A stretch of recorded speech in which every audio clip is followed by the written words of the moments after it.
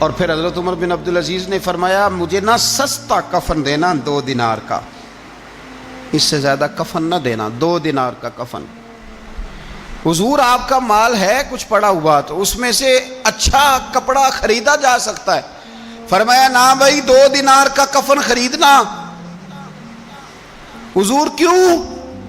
فرمایا اس لیے کہ اگر میں نیک ہوا تو اللہ مجھے جنت کا لباس عطا فرما دے گا، اگر میں بد ہوا تو یہ بھی تو پھاٹی جائے گا، چیر دیا جائے گا، قبر توڑ دے گی پسلیاں، لہٰذا مجھے مہنگا کفن نہ دینا، 2 دینار کا۔ آپ کے وصال سے کچھ عرصہ پہلے نا آپ نے ایک قاصد بھیجا، روم کے بادشاہ کے پاس وہ گیا تو وہاں اس نے ایک عجیب منظر دیکھا کہ وہاں ایک حافظ قرآن نابینا آدمی قید ہے، اس کی آنکھیں موجود نہیں ہیں اور وہ چکی چلاتا ہے، آٹا پیستا ہے۔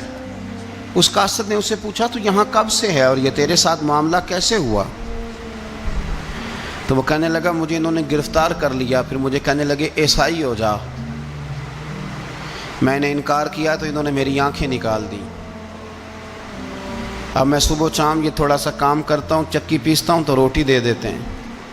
وہ قاصد حضرت عمر بن عبدالعزیز کے پاس آیا اور آ کے کہا حضور ایک اس طرح کا مسلمان روم کے بادشاہ کے پاس قید ہے، ایک مسلمان کی تکلیف۔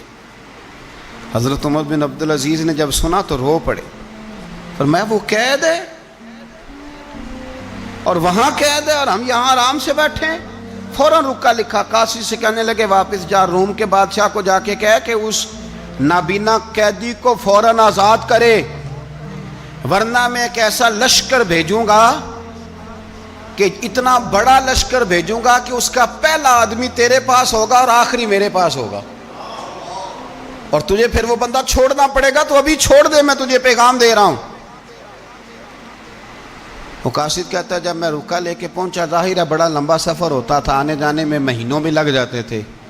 کہتے ہیں میں نے رکا دیا تو اس نے پڑھا، کہنے لگا میری طرف دیکھ کے رکا میں نے پڑھ لیا ہے، علماء علماء کو جانتے ہیں، تاجر تاجروں کو جانتے ہیں، تو بادشاہ بھی بادشاہوں کو جانتے ہیں۔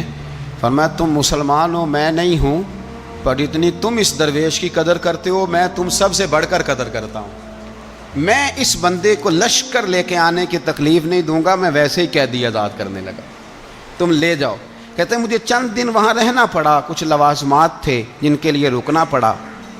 ایک دن میں شاہ روم کے دربار میں گیا تو وہ تخت سے نیچے اتر کے رو رہا تھا اور اس کی ہچکی بندھی تھی اور اس کے سینے سے آواز نکل رہی تھی۔ میں نے پوچھا لوگوں سے کیا ہوا؟ کہنے لگے خود ہی پوچھ لو۔ میں نے جا کے کہا بادشاہ کیا ہوا، کیوں رو رہے ہو؟ تو کہنے لگا آج دھرتی کا حسن اٹھ گیا ہے، آج سنگار ختم ہو گیا، آج دھرتی کا حسن اٹھ گیا۔ میں نے کہا کیا ہوا؟ کہنے لگے عمر بن عبدالعزیز انتقال کر گئے، تمہارا امیر چلا گیا۔ تو میرے دل میں خیال آیا، میں نے آہ بھری، میں نے کہا پھر ہمارے لیے کیا حکم ہے؟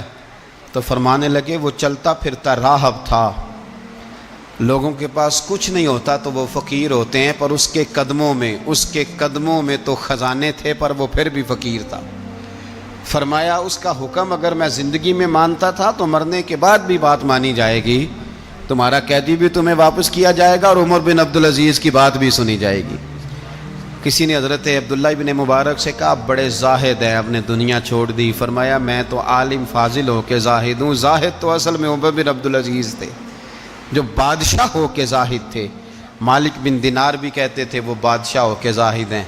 ان کا انتقال ہوا تو خواجہ حسن بصری فرمانے لگے آج دنیا سے بہترین آدمی چلا گیا۔ حضرت سیدنا امام احمد بن حنبل فرمایا کرتے تھے جو عمر بن عبدالعزیز کا ذکر کرے رب تو اس پر بھی رحمت نازل فرمائے گا۔